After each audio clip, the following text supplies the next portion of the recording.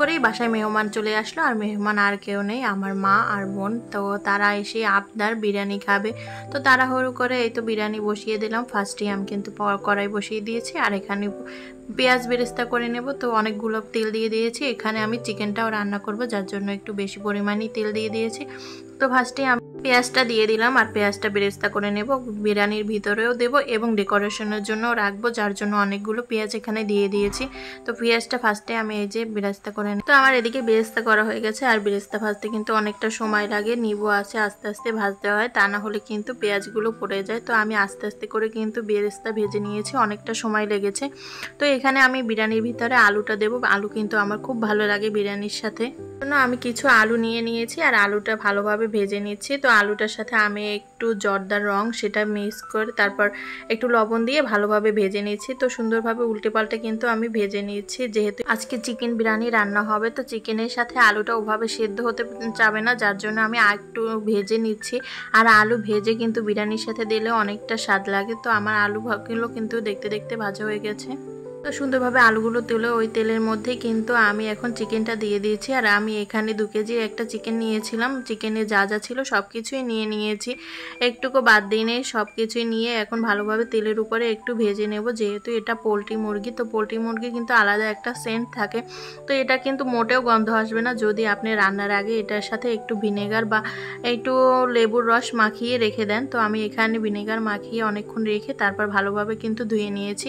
তো এদিকে কিন্তু চিকেনটা আমার অনেকটা কষানো হয়ে গিয়েছে, এখন আমি এর মধ্যে গোটা মশলা দিয়ে দিয়েছি। আর এখন এখানে দিয়েছি বাদাম এবং কিশমিশ, সাথে জয়ফল জয়ত্রী, এটা মিক্স করে আমি ব্লেন্ডার করে নিয়েছি। আর এখন দিয়ে দিয়েছি আদা আর জিরা বাটা, তারপর আমি দিয়ে দিচ্ছি পেঁয়াজ আর রসুন বাটা। তো সবগুলো মশলা কিন্তু আমি একসাথে মিক্স করে মাংসটা কষিয়ে নেব। আর আমি এখানে একবারেই মশলা দিয়ে দিচ্ছি, কারণ চালের সাথে আমি কোনো ধরনের মশলা দেব না, সব মশলা একবারে আমি এখানেই দিয়ে দিচ্ছি। তো এখন আমি টক দই দিয়ে দিচ্ছি, ভালোভাবে মিক্স করে নিচ্ছি। আর এদিকে দিয়ে দিচ্ছি টমেটো কেচাপ। তো এটা আমার নিজের হাতে বানানো, ফ্রিজে ছিল, তো যতটুকু ছিল সবটুকুই আমি এখানে ইউজ করে নিয়েছি। আর এখন দিয়ে দিচ্ছি বিরিয়ানির মশলা। তো বিরিয়ানির মশলাটা আমি খুব কম পরিমাণেই দিয়ে দিচ্ছি, কারণ এখানে আমি জয়ফল জয়ত্রী এগুলো নিজেই আর কি মশলা বানিয়ে নিজেই দিয়েছি। তো এখন ভালোভাবে মিক্স করে নিচ্ছি। আর এই তো দেখতেই পাচ্ছেন স্বাদ অনুযায়ী কিন্তু লবণও দিয়ে দিয়েছি। তো ভালোভাবে মিক্স করে তারপর কিন্তু আমি এটা সুন্দরভাবে রান্না করে নেব। তো এখানে আমি ঢাকনা দিয়ে এখন সিদ্ধ হওয়ার জন্য বসিয়ে দিয়েছি। তো ঢাকনা তুলে আমি কিন্তু আবার একটু নেড়ে চেড়ে দিয়েছি, যেহেতু এখানে বাদাম কিশমিশ এটা ব্লেন্ডার করে দেওয়া আছে যাতে তলায় না লেগে যায়, যার জন্য আমি বারবার কিন্তু ঢাকনা তুলে নেড়ে চেড়ে দিচ্ছিলাম। আর চিকেনটা সেদ্ধ হতে কিন্তু খুব একটা সময় লাগে না, যার জন্য আমি কম মানে এখানে কোনো পানি ইউজ করিনি, মশলা আর চিকেন থেকে যে পানিটা বের হয়েছে সেটা দিয়ে কিন্তু এটা রান্না করে নিয়েছি। আর এখানে আলুগুলো দিয়ে দিচ্ছি, যেহেতু আলুগুলো চালের সাথে ওভাবে সেদ্ধ হবে না, বড় বড় করে কেটে নিয়েছি, যাই চিকেনের সাথে দিয়ে আমি কিন্তু সেদ্ধ করে নিচ্ছি। এই তো এখন ভালোভাবে দিয়ে এখন ঢাকনা দিয়ে আমি কিন্তু এটা রান্না করে নেব। তো ঢাকনা দিয়ে আমি প্রায় 20-30 মিনিট রান্না করে নিয়েছি। এই যে আমার চিকেনের ফাইনাল লুক। তো তারপর কিন্তু আলাদা করে আমি পোলার চালটা রান্না করে নেব। তো এদিকে আমি একটা বড় হাঁড়ি বসিয়ে দিয়েছি, যেহেতু আমরা অনেকগুলো মানুষ, বাসায় মানুষ তারাও আসছে অনেকজন, সবাই মিলে খাবো। আর বড় হাঁড়িতে কিন্তু রান্না করলে রান্নারও সুবিধা আছে, যার জন্য আমি একটা বড় হাঁড়ি বসিয়ে দিয়েছি, তার মধ্যে যথেষ্ট পরিমাণে তেল দিয়ে দিয়েছি, মানে যতটুকু দরকার। এখানে আমি 1.5 কেজি পরিমাণে কিন্তু পোলার চাল নিয়েছিলাম, সেই অনুযায়ী কিন্তু এখানে তেল দিয়ে দিয়েছি। আর পেঁয়াজটা আমি একটু হালকা লাল করে ভেজে নিয়েছি, এখন এখানে আমি চালটা কিন্তু অ্যাড করে দেব। তো তেলের উপরে চালটা কিন্তু আমি ভালোভাবে ভেজে নেব। আর চালটা কিন্তু যতটা ভাজা হবে পোলাওটাও কিন্তু ঝরঝরা হবে আর কি বিরিয়ানিটা, যার জন্য আমি চালটা দিয়ে কিন্তু সুন্দরভাবে নেড়ে চেড়ে অনেকক্ষণ ধরে ভেজে নিচ্ছি। চালটা ভাজা হবে কিভাবে বুঝবেন, যখন একটু হালকা উঠিয়ে মুখে দিয়ে দেখবেন একটা শব্দ আসে, তখন বুঝতে পারবেন আপনার চালটা ভাজা হয়ে গেছে। তো আমার চালটা কিন্তু ভাজা হয়ে গেছে, এখন আমি গরম পানি দিয়ে দিচ্ছি যতটুকু দরকার বিরিয়ানি। আর যেহেতু বেশি পরিমাণে বিরিয়ানি রান্না করলে তখন কিন্তু অল্প পরিমাণে পানি দিলেই হয়, কারণ দমে রাখলে কিন্তু চালটা সিদ্ধ হয়ে যায়। তো এখানে আমি পোলাও পাতা দিয়ে দিয়েছি আর কাঁচামরিচ, এই পাতাটা অনেক জায়গায় অনেক গ্রামেই চেনে, তো আমরা পোলাও পাতাই বলি। এটা কিন্তু বিরিয়ানি বা পোলাওয়ের সাথে দিলে কিন্তু অনেক সুন্দর একটা সেন্ট আসে। তো এটা দিয়ে কিন্তু অনেকক্ষণ আমি একটু রান্না করে নিয়েছি। তারপর এখানে দিয়ে দিয়েছি দুধ আর চিনি আমি একসাথে গলিয়ে রেখেছিলাম, আর সাথে একটু কেওড়া জল দিয়েছি। তো সেটা দিয়ে আমি কিন্তু এখানে দিয়ে ঢাকনা লাগিয়ে বলক উঠিয়ে নিয়েছি। এখন আমি এটার সাথে কিন্তু চিকেনটা অ্যাড করব।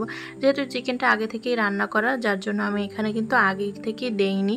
তো এখন দিয়ে কিন্তু ভালোভাবে মিক্স করে নেব, তারপর কিন্তু আমি এটা দমে বসাবো। তো সুন্দরভাবে কিন্তু আমি এখানে চিকেনগুলো দিয়ে দিয়েছি আর ভালোভাবে মিক্স করে নিয়েছি, যাতে একটুকু চাল বাকি না থাকে মিক্স হওয়ার জন্য মশলা। তো সুন্দরভাবে কিন্তু নেড়ে চেড়ে দিয়েছি, যেহেতু চালটা এখনও পুরোপুরি সিদ্ধ হয়নি, নাড়ার জন্য পারফেক্ট। চাল কিন্তু সিদ্ধ হয়ে গেলে নাড়লে চালটা ভেঙে যায় আর পোলাওটাও দেখতে ভালো লাগে না, ভাঙা ভাঙা দেখা যায়।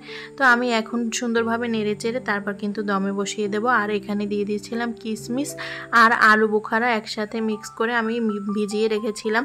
আলু বোখারাটা কিন্তু ভিজিয়ে চটকে দিলে কিন্তু বিরিয়ানির স্বাদ কিন্তু ভালো আসে। এটা আমি এক বাবুর্চির কাছ থেকে দেখেছিলাম, যার জন্য আমি এভাবে রান্না করলে এভাবেই রান্না করি। তো দিয়ে দিয়েছি। এখন কিন্তু আমি ঢাকনা লাগিয়ে এটা দমে বসাবো। তার আগে পেঁয়াজ বেরেস্তা যেগুলো রেখেছিলাম সেগুলো দিয়ে দিয়েছি। অনেকে এটার সাথে চিনি দেয়, চিনিটা যেহেতু আমি দুধের সাথে দিয়েছি যার জন্য এখানে আর চিনিটা অ্যাড করিনি।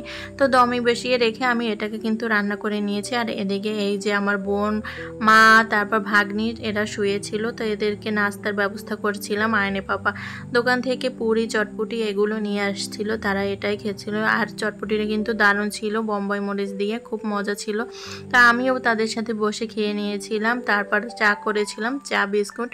তো এগুলো খেয়ে আমরা অনেকক্ষণ গল্প করেছি। তারপর রাতের খাবারের সময় হয়ে গিয়েছে। তারপরে এই যে বিরিয়ানি আমি বেড়ে নিয়েছি। মাশাআল্লাহ বিরিয়ানিটা কিন্তু কম মশলায় রান্না করলে মানে ঘরোয়াভাবে মজা লেগেছে। আর এখানে একটা ভর্তা বানিয়ে নিয়েছি, শুটকি ভর্তা। অনেকে ভাবতে পারেন যে বিরিয়ানির সাথে কে ভর্তা খায়, আমরা কিন্তু বিরিয়ানির সাথে ভর্তা খুব পছন্দ করি, আলু ভর্তাটা বিশেষ করে।